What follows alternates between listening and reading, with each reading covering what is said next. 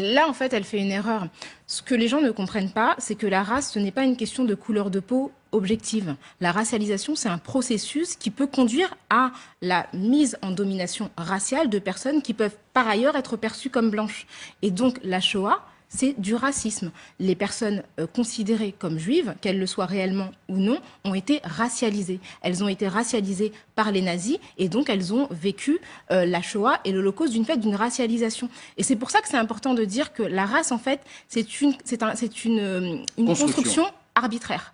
C'est-à-dire qu'on peut décider que ma couleur de peau me fait appartenir au même groupe que Beyoncé que vous avez cité. Et en vérité, quand on nous regarde toutes les deux, il n'y a absolument rien de commun. Nous n'avons pas les mêmes traits, nous n'avons pas les mêmes cheveux, nous n'avons pas la même couleur de peau. Mais l'histoire de nos ancêtres fait qu'aujourd'hui, en 2022, nous sommes considérés comme appartenant au même groupe racial. De la même manière que les théories nazies ont racialisé des personnes d'une ascendance réelle ou supposée juive et les ont enfermées dans un groupe racial. Et donc, quand Whoopi Goldberg dit que ce sont des blancs contre d'autres blancs, c'est pas ce qui s'est produit. Déjà, c'était pas une opposition, en fait, c'est un génocide. C'est pas des gens qui se sont combattus les uns et les autres. C'est un groupe qui a agressé un autre groupe et qui a tenté de l'anéantir.